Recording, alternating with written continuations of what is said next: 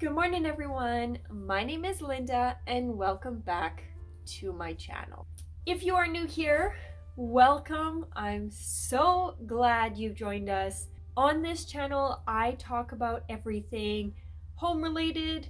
I talk about business, and currently we are working on an Airbnb project, so there are tons of videos related to that as well.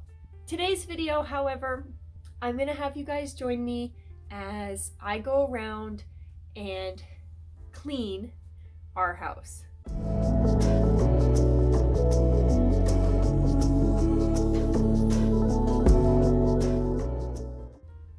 So for this video, a little different than the last one. Last time was a speed clean. This time, however, it needs a little bit more than that. So, a little bit of background. We are just coming out of a long weekend, and on Friday, after a couple weeks of Jason dealing with a contractor to build a couple rooms in the salon, it was decided based on not just price, but wanting to get it done quicker, like sooner than later. His family decided, forget it, we're just gonna build it ourselves. Over the past several days, we have spent it building walls, drywalling, mudding, taping, electrical, the whole shebang. One room turned into 3 rooms. So needless to say, the weekend was extremely busy. So after a really busy morning, I am taking a little bit of time to just clean the house, get us back on track for the rest of the week, because none of the cleaning happened, and it is so much that I made a list. So these are the key areas that we are going to be tackling today. We have the floors, all of the floors. So I noticed while digging a treat that the dog lost under the couch. That under the couch is disgusting, and there are what appears to be bunnies living under there. Not literally, just dust bunnies, but those need to be taken care of. We also need to do some laundry. That's gonna be one of the first things I do, because it's not just the clothing laundry basket that I'm looking at over here, but it is the floor, like shower mats, the towels, there's a couple house coats. Bedding was done recently, so that doesn't need to be done, but the dogs' beds definitely need to be done. Baseboards, I go around the entire house and I vacuum all of the baseboards. It's like a process. I literally start on one end and follow that baseboard all the way around the house, upstairs, down the stairs, and on the main floor, so we'll do that. The couch needs to be wiped down. The dog and his teeny tiny cute little paws have made some steps, so we're gonna wipe down the sofa. Bathrooms need a touch up, and our kitchen looks like you shouldn't cook in it. So we're gonna get started on this list. If I can get this done, I'll feel so much better about just everything that needs to be done around the house. So let's start on the one thing that can't be sped up, and that's laundry. If there is a chance that I will be folding and putting this laundry away in this time frame that I have, then it's got to be the first thing to go in. Let's go do that.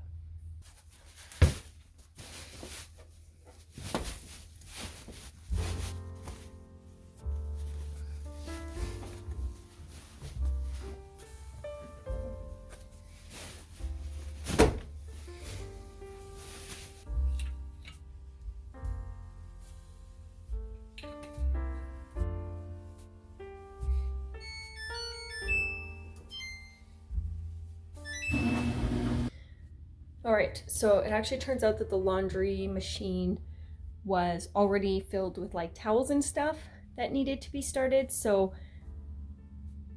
it might be 3 loads of laundry today. That's okay, needs to get done. I always like to fold clean laundry on a made bed, so Next step in preparation for all that laundry is making the bed.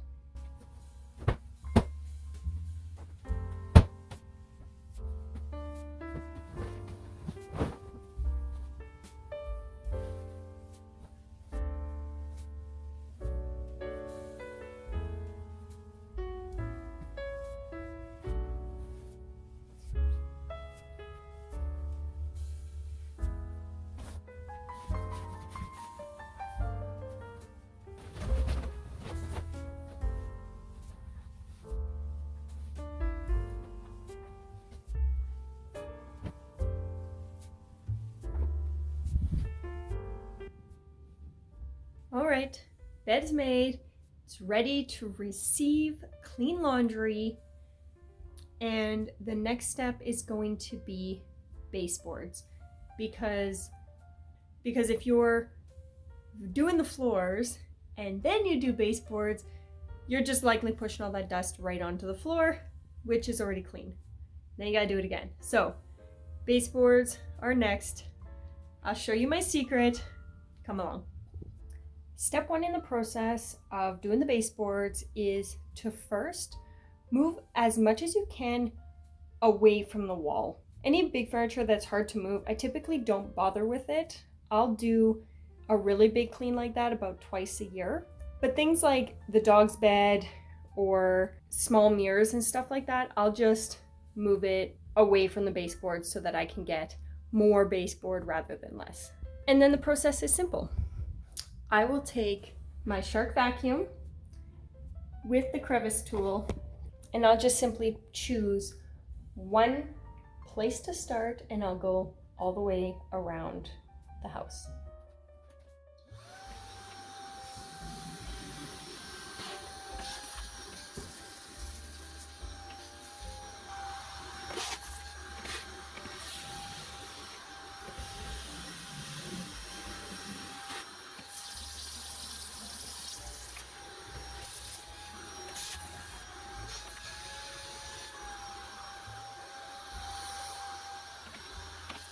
So the secret to my vacuuming all the baseboards techniques, as I was doing it, I realized something important to mention is this. If you are keeping up with the task, our house is only like 1,400 square feet, so it's not a lot to just cruise around the house with the vacuum. But if you don't keep up with it and the baseboards are like the dust is really stuck on there, then it makes it almost impossible. So this technique works if you keep up with it and you do it on a weekly or bi-weekly basis, but there are definitely some areas that need a wipe down, but that's not happening in this clean because I have very limited time to get everything done, and if I'm on my hands and knees cleaning baseboards, it's not gonna happen in time, so that's gonna be for another day. So I've done the whole top floor of baseboards. Now I'm going to vacuum.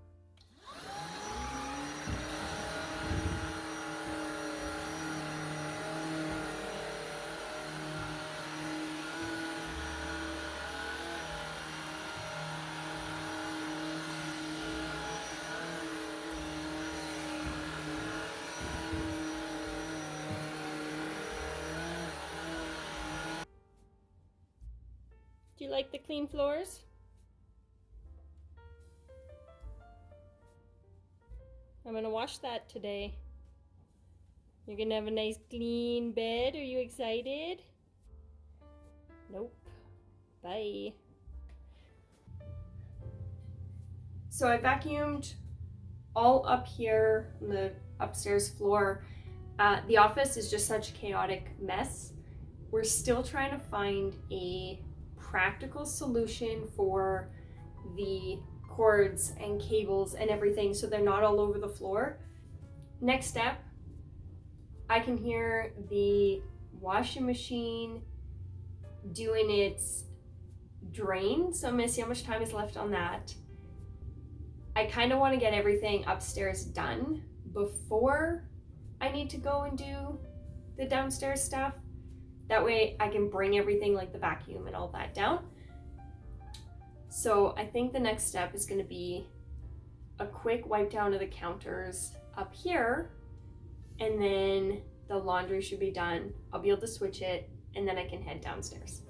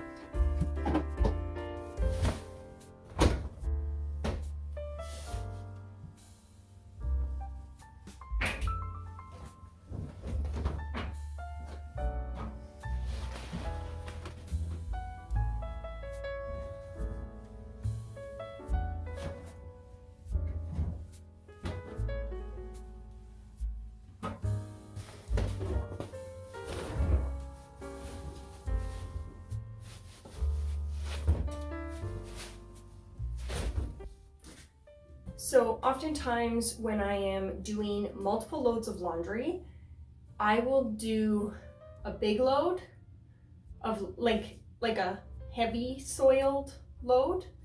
Things like, for example, this week, the birthday we went to over the weekend, we sat around a fire. So things that are like heavily soiled, they really smell like smoke, all that stuff went in the first load.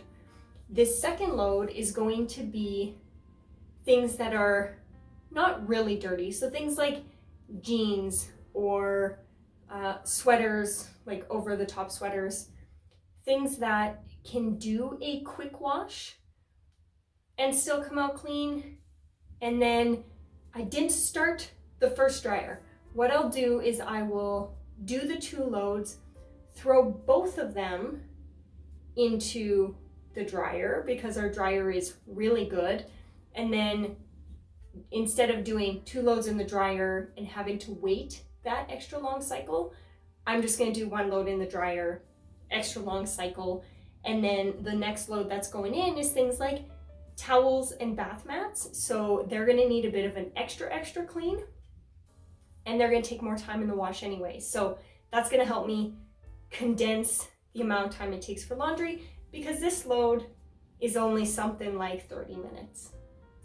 And in that time, let's wrap up this other bathroom.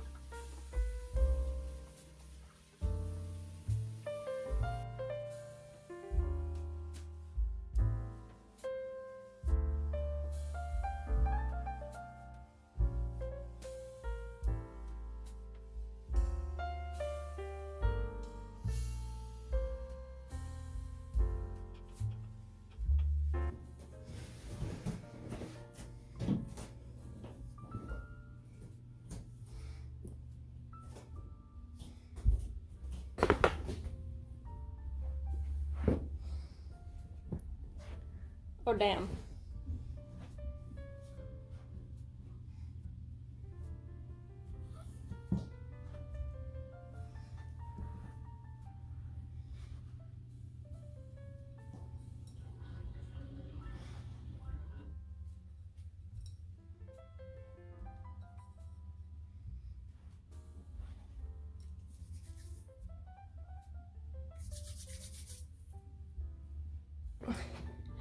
Well, that wasn't meant to happen.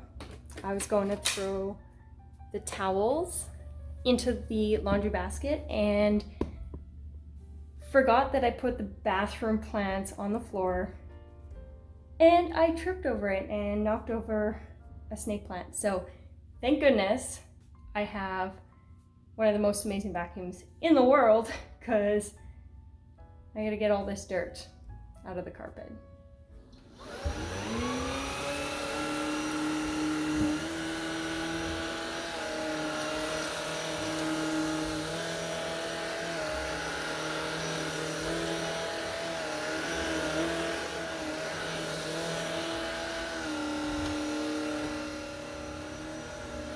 So the top floor is pretty much clean.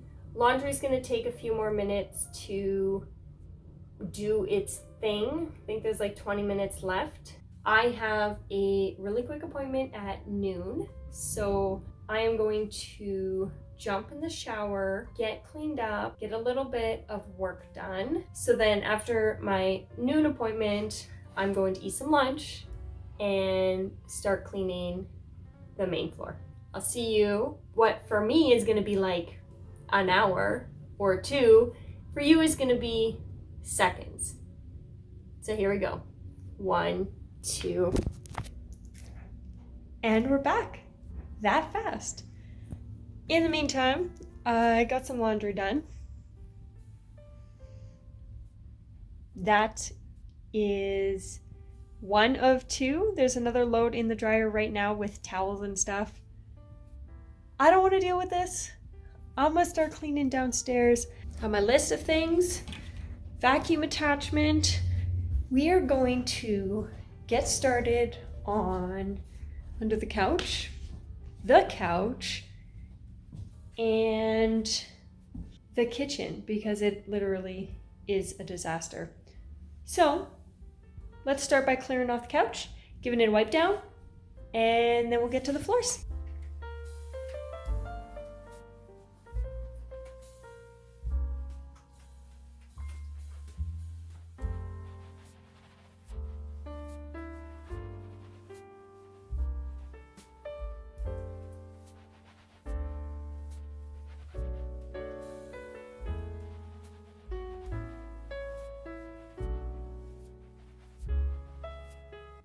That looks so much better. It's like nicer than when we got it, so that's great. Next step is to get underneath it.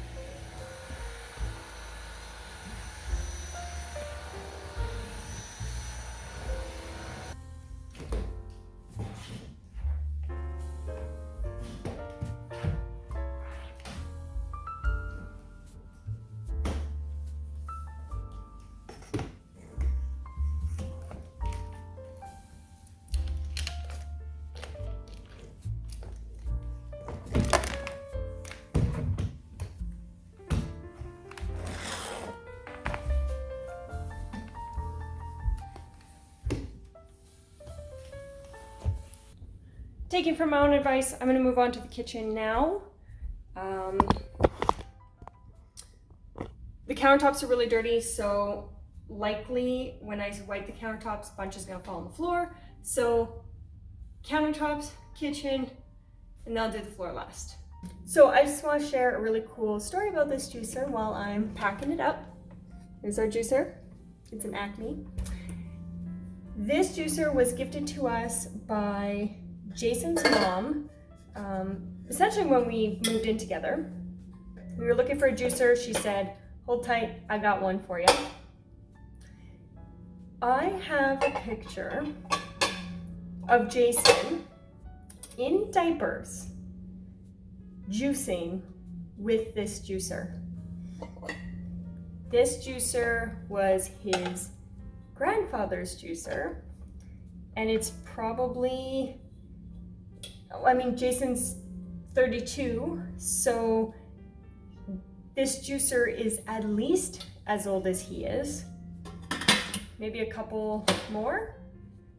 But this juicer has literally been in the family, going strong for 30 years. But fun story, thought I'd share that.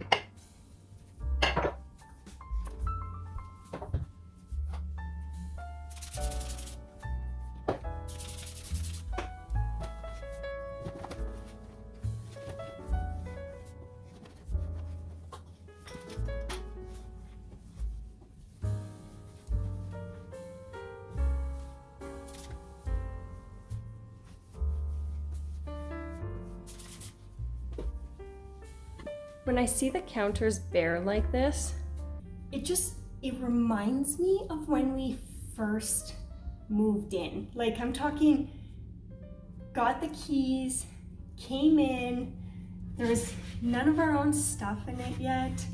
And it's like,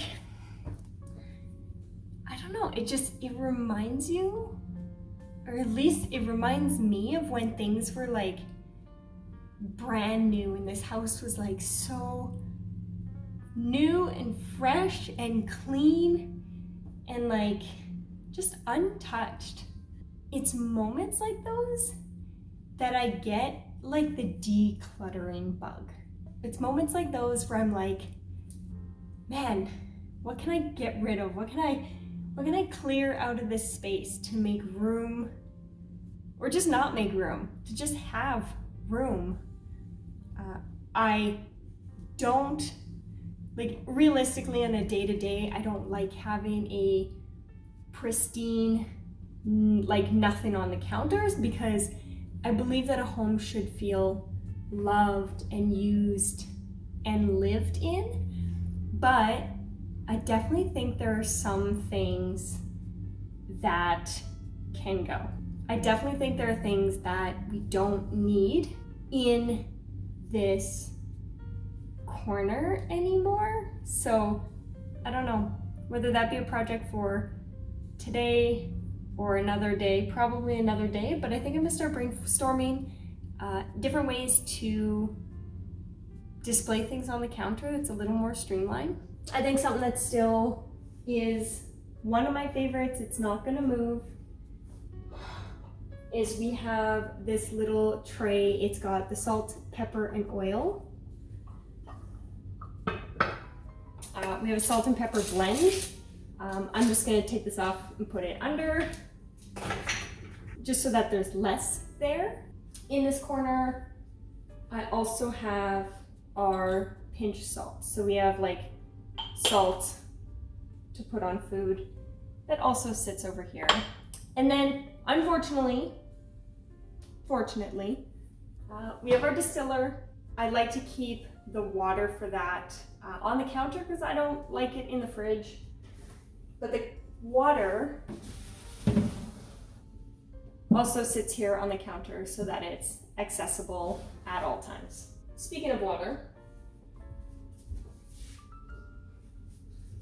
remember when you're cleaning your house to drink and stay hydrated.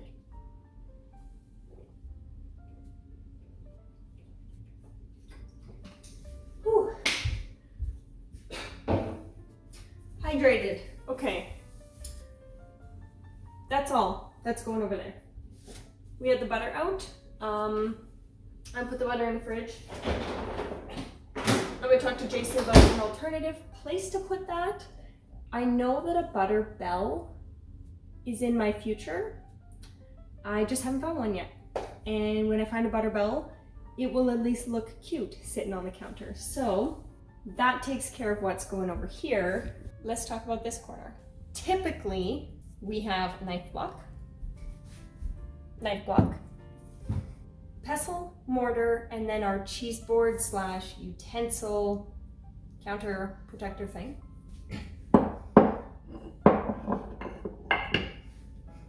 We use this block here as like surface, keep our surface clean. We'll put our dirty ladles and spoons while we're cooking on that. And then I typically have a plant. So that kind of takes care of some of the color on the counter. Now, Jason did get a new knife. So this is a vegetable knife, believe it or not, but it doesn't quite fit in the knife block. So I'm gonna put this in the drawer, but this kind of allows the knives to move over. This plant, literally, if you've owned an orchid, you know what I'm talking about. Orchids don't. They don't. And this one's doing right now in this spot. So the orchid stays here. I think what I don't love in this corner anymore though is the paper towel roll. Paper towel is actually something we're actually moving away from. I would like to in the future see paper towel be something that's definitely not on the counter. I might change that right now. So we'll put our plant here, knife block here, paper towel. I have an idea. So this is the center cupboard in our island. This is eventually, we plan on putting a garbage recycling thing in here. In the meantime, however, we keep the green compost bin. What we now use napkins for pretty much everything. So when people come over, we need napkins. When we're eating, we use real napkins just because they can be reused and therefore better for the environment. So what I think I'm gonna do is put paper towel here as well. We keep our placemats in here, so I'm gonna put them on the bottom. I think I'm gonna move this drawer down so that I have more space and the paper towel can go in. So let's do that. See, it's always a decluttering video.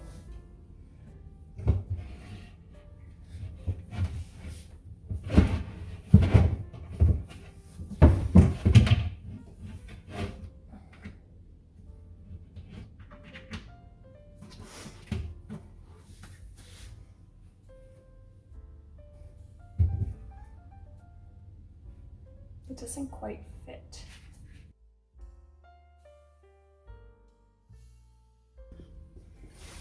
All right, moment of truth.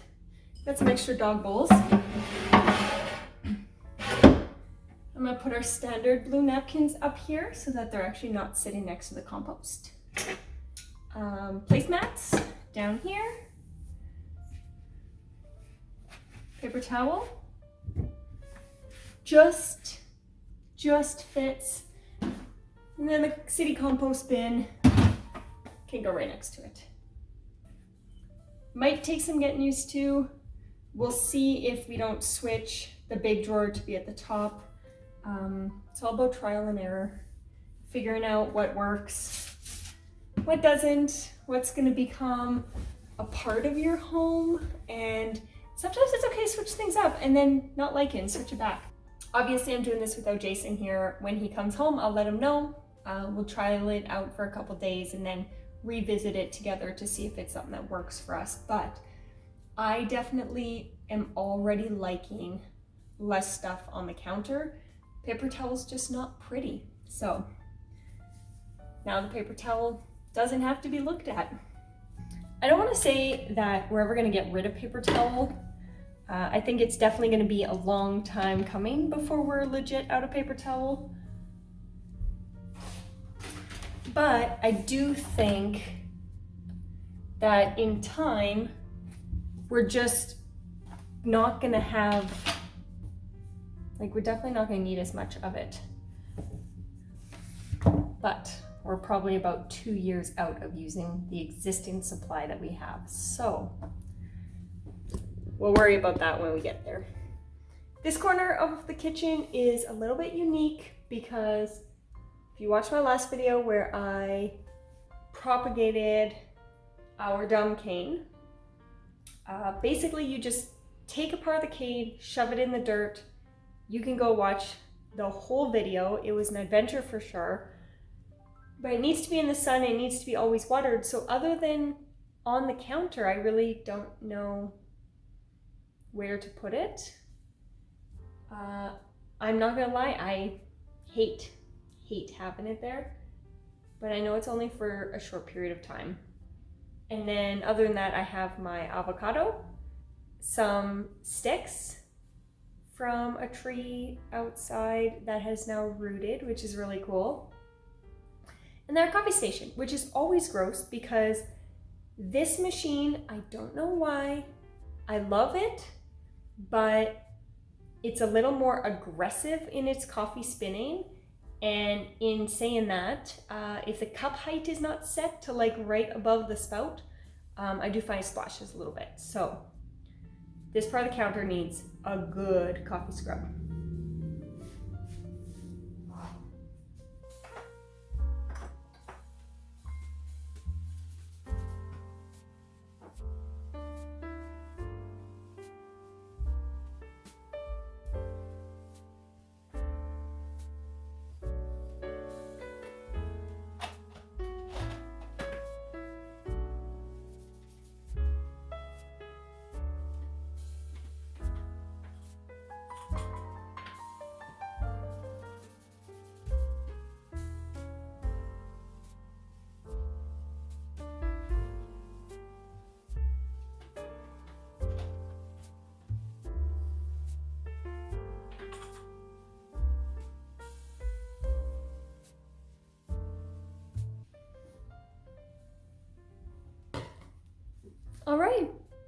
And that's the kitchen.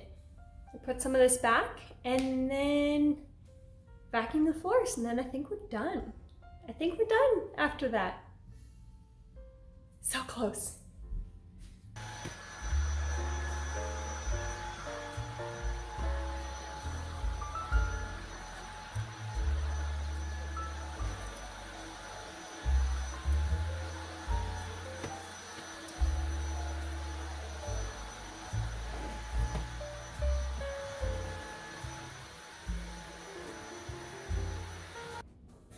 Back to my post-it note. The floors, including under the couch, have been cleaned. Baseboards, cleaned. Couch has been wiped down. Bathroom's cleaned. Kitchen clean. And the only thing left is laundry. So that's the last thing on my list. I'm gonna start folding some laundry. So I hope you guys enjoyed this vlog. Thank you for joining me as I clean our very messy house, and I hope that it inspired you to get some cleaning done in your own home. I'm gonna close out the vlog here with a last little bout of laundry, and I can't wait to see you in the next one. Bye.